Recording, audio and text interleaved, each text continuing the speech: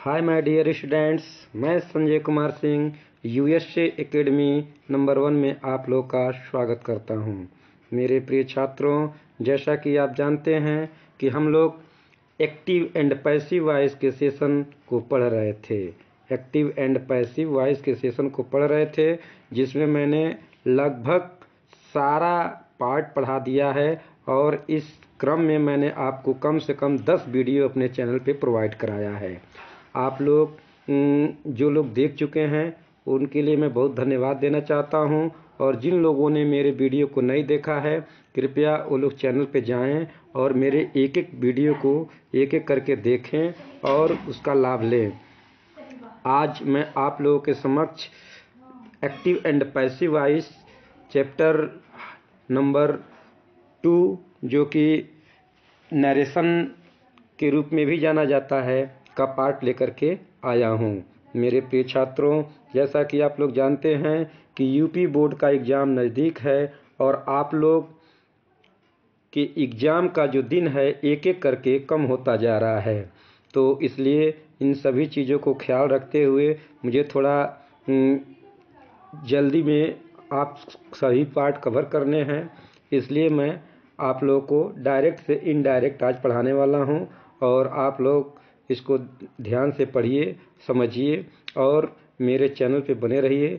और अगर मेरा वीडियो अच्छा लगता है तो इसको लाइक करिए, अपने दोस्तों में शेयर करिए और मेरे चैनल को अधिक से अधिक संख्या में सब्सक्राइब करिए, और बगल में बेल आइकन का घंटी दिखा रहा होगा, उसे आप लोग दबा दीजिए और मेरे ताकि सारे नोटिफिकेशन आपको मिलता रहे। तो मेरे प्रिय छात्रों, आइए हम लोग समय को ज़ाया न करते हुए हम लोग देख लेते हैं डायरेक्ट सेंटेंस। डायरेक्ट सेंटेंस क्या होता है? आप लोग जानते हैं कि डायरेक्ट एंड इनडायरेक्ट सेंटेंस जो होता है इसको हम लोग नरेशन के नाम से भी जानते हैं। तो सबसे पहले हम लोग डायरेक्ट सेंटेंस को सीख लेते हैं कि डायरेक्ट सेंटेंस क्या होता है। डायरेक्ट सेंटेंस क्या होता है? डायरेक्ट सेंटेंस जब वक्ता के कथन को ज्यों का त्यों उसी के शब्दों में लिखते हैं या बोलते हैं तो उसे हम लोग डायरेक्ट स्पीच या डायरेक्ट सेंटेंस कहते हैं।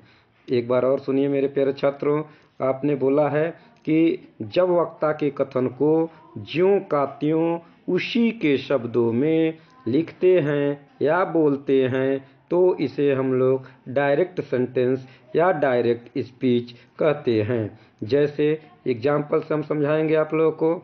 जैसे मैंने एक एग्जाम्पल लिखा है, इसको हम लोग देखते हैं। मैंने पहला एग्जाम्पल दिया है कि मीरा सेज।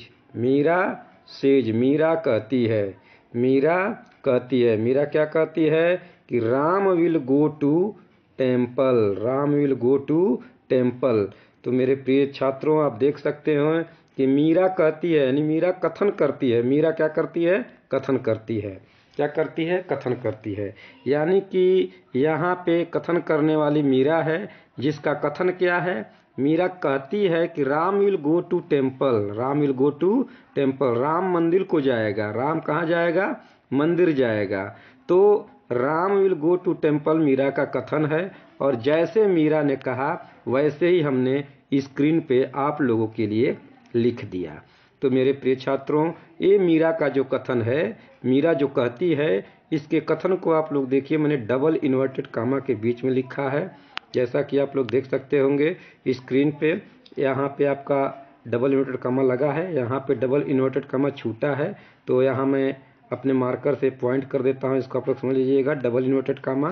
ठीक है, तो जो भी मीरा का कथन है उसको मैंने डबल इन्वर्टेड कामा के अंदर लिख दिया है। तो ये जो मीरा का कथन है, ये हम लोग ज्यों का त्यों, जैसे मीरा बोली है, जिस तरीके से बोली है उसी तरीके से बिना कुछ बदलाव किए हम लोगों ने लिख दिया है। इसलिए आप कह सकते हैं कि यह आपका डायरेक्ट सेंटेंस है। क्या है? डायरेक्ट सेंटेंस है। मेरे प्रिय छात्रों, एक सबसे बड़ी पहचान और मैं बता दे रहा हूँ। जो डायरेक्ट सेंटेंस होता है, डायरेक्ट स्पीच होता है, उसमें वक्ता के कथन को हम लोग डबल इन्वर्टेड कामा के बीच में लिखते हैं। तो आप देख सकते हैं कि मीरा सेज, मीरा कहती है। अब जो कुछ भी कहती है उसको आप लोग देख सकते हैं कि स्क्रीन पर मैंने उसे डबल इन्वर्टेड कामा के बीच में क्या किया है? लिखा हुआ है। डबल इन्वर्टेड कॉमा के बीच में लिखा हुआ है। इसलिए यह जो आपका सेंटेंस है पूरा, यह जो आपका पूरा सेंटेंस है, यह डायरेक्ट सेंटेंस है। क्या है मेरे प्यारे छात्रों? ये डायरेक्ट सेंटेंस या डायरेक्ट स्पीच है। क्या है? डायरेक्ट स्पीच है। एक बार हम पुनः दोहराना चाहेंगे आप लोगों को कि जब वक्ता के कथन को ज्यों का त्यों उसी के शब्दों में लिखते हैं या बोलते हैं तो इसे हम लोग डायरेक्ट स्पीच या डायरेक्ट सेंटेंस कहते हैं। जैसे Meera says Ram will go to temple, तो Ram will go to temple Meera कहती है, मीरा का कथन है, इसलिए हमने इसको डबल इन्वर्टेड कॉमा के बीच में लिखा है। और यही वजह है कि ये हमारा जो सेंटेंस है डायरेक्ट सेंटेंस है। डायरेक्ट सेंटेंस की सबसे बड़ी पहचान ये होती है कि इसमें कथनकर्ता के कथन को हम लोग डबल इन्वर्टेड कॉमा के बीच में लिखते हैं। चलिए मेरे प्यारे छात्रों, अब मुझे समझ आ गया है कि आप लोग भी इस चीज़ को समझ गए होंगे। आगे हम दूसरे एग्जाम्पल से इसको समझाते हैं। रवि सेड, रवि ने कहा, राहुल वाज प्लेइंग हॉकी। आप मेरे प्यारे छात्रों देख सकते हैं कि रवि ने जो कहा, अब क्या कहा कि Rahul was playing hockey, Rahul cricket खेल रहा था, हॉकी खेल रहा था, सॉरी, हॉकी और क्रिकेट में अंतर होता है। हॉकी एक डंडे और बॉल से खेला जाता है और जबकि जो क्रिकेट होता है वो एक बॉल और एक बैट से खेला जाता है। तो आप देख सकते हैं मेरे प्रिय छात्रों कि मैंने यहाँ लिखा है कि Rahul was playing hockey, A double inverted comma में बंद है। यानी कि रवि का जो कथन है, रवि के कथन को मैं क्या किया हूँ, डबल इन्वर्टेड कॉमा में मैंने जस का तस ज्यों का त्यों लिखा है, उसी के शब्दों में लिखा है या उसी के शब्दों में बोल रहा हूँ। अतः यह आपका डायरेक्ट सेंटेंस है या डायरेक्ट स्पीच है। तो मेरे प्रिय छात्रों, आपको समझ लग गई होगी। आइए एक बार हम पुनः इसको बताते हैं। रवि सेड, रवि ने कहा, और रवि ने क्या कहा कि राहुल वाज प्लेइंग हॉकी, कि राहुल हॉकी खेल रहा था। अब देख सकते हैं कि राहुल हॉकी खेल रहा था, जैसे रवि ने कहा वैसे ही मैंने उसके शब्दों में से ज्यों का त्यों क्या किया, डबल इन्वर्टेड कॉमा के बीच में लिख दिया।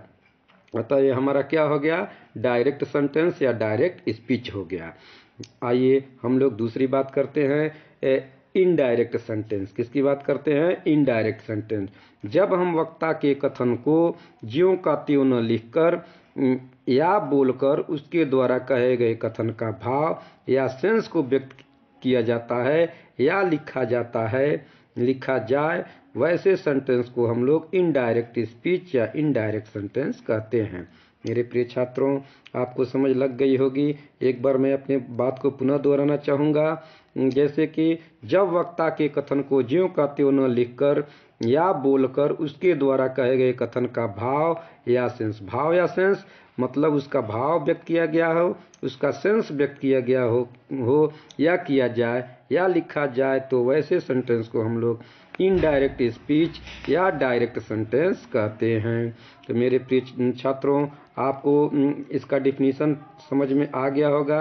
आइए हम लोग इसे एग्जाम्पल के थ्रू समझ लेते हैं।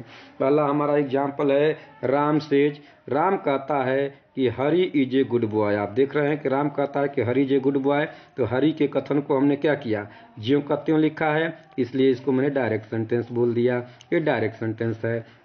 लेकिन मैंने इनडायरेक्ट सेंटेंस में क्या बोला है कि जब वक्ता के कथन को ज्यों का त्यों न लिखकर या बोलकर उसके द्वारा कहे गए कथन का भाव या सेंस व्यक्त किया जाए या लिखा जाए, भाव या सेंस व्यक्त किया जाए, लिखा जाए, तो ऐसे सेंटेंस को हम लोग इनडायरेक्ट सेंटेंस कहते हैं।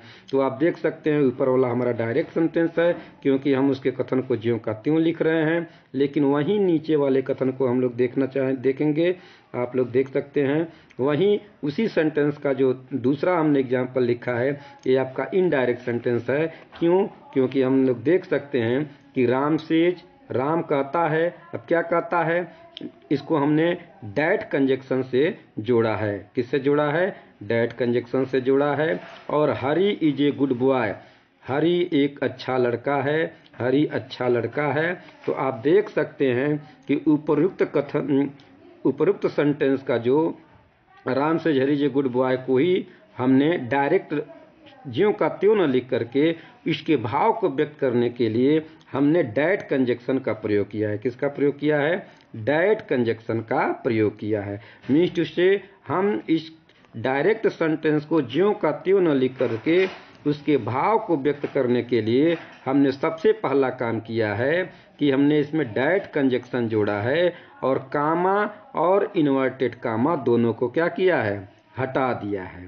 तो मेरे प्रिय छात्रों, यानी कि हमें इस सेंटेंस के भाव को व्यक्त करने के लिए निम्न सेंटेंस में कुछ बदलाव करने की जरूरत पड़े हैं, और वह बदलाव ये है कि हम सबसे पहले इन्वर्टेड कामा को और कामा को हटाए हैं, कामा और इन्वर्टेड कामा को हटाए हैं। दूसरा जो हम कंडीशन है, दूसरा जो बदलाव हमने किया है मेरे छात्रों, वो मैंने डायरेक्ट कंजक्शन से इस सेंटेंस के इस कथन के भाव को जोड़ने के लिए हमने डायरेक्ट कंजक्शन का प्रयोग कर दिया है। तो मेरे प्रिय छात्रों, जैसा कि आप देख सकते हैं कि हम इस सेंटेंस को ज्यों का त्यों न लिख करके इसके भाव को व्यक्त करने के लिए कुछ परिवर्तन कर रहे हैं, जो कि कामा, कामा और इन्वर्टेड कामा हटा रहे हैं। उसके बाद हम डायरेक्ट कंजक्शन का प्रयोग कर रहे हैं, यानी कि कुछ न कुछ बदलाव करके हमें इस सेंटेंस को लिखना पड़ा है। अतः आप कह सकते हैं कि निम्न कथन जो है वो आपका इनडायरेक्ट सेंटेंस है। मेरे प्रिय छात्रों, जैसा कि आपको समझ में लग गई होगी कि जो हमारा नीचे का सेंटेंस है ये इनडायरेक्ट सेंटेंस है। क्यों? क्योंकि इस कथन को लिखने के लिए हमने ज्यों का त्यों न लिखा, बल्कि कामा, कामा और डबल इन्वर्टेड कामा को हमने हटा दिया, और उसके भाव को व्यक्त करने के लिए सबसे पहला हमने जो काम किया वो ये किया कि हमने इसमें डायरेक्ट कंजक्शन का प्रयोग करके हमने दोनों वाक्यों को क्या किया है, एक में जोड़ दिया है। अतः मेरे प्यारे छात्रों, जैसा कि मुझे उम्मीद है कि आप लोगों को इस वीडियो में आपको डायरेक्ट सेंटेंस और इनडायरेक्ट सेंटेंस दोनों की अलग अलग परिभाषा और डिफिनीशन समझ में आ गए होंगे और एग्जाम्पल भी समझ में आ गए होंगे। मुझे आशा ही नहीं पूर्ण विश्वास है कि आप लोग आज डायरेक्ट और इनडायरेक्ट का अलग अलग डिफिनीशन और परिभाषा समझ गए होंगे और आगे की चीज़ों को हम लोग पढ़ने के लिए दूसरे वीडियो में पुनः मिलते हैं। मेरे प्रिय छात्रों, मेरे वीडियो पे बने रहिए। यहाँ पे आपको कंप्लीट कोर्स मिलने वाला है। क्या मिलने वाला है? कंप्लीट कोर्स मिलने वाला है। Complete course of English grammar, complete course of English grammar, आपको complete course of English grammar मिलने वाला है मेरे प्रिय छात्रों। इसलिए आप लोग इस वीडियो को ढेर सारे मित्रों में शेयर करिए, लाइक करिए और कमेंट करिए और बताइए कि आपको किस तरह का वीडियो चाहिए। जैसा आपका कमेंट आएगा वैसा ही मैं वीडियो बनाने का प्रयास करूंगा। Thank you for watching. जय हिंद, जय भारत।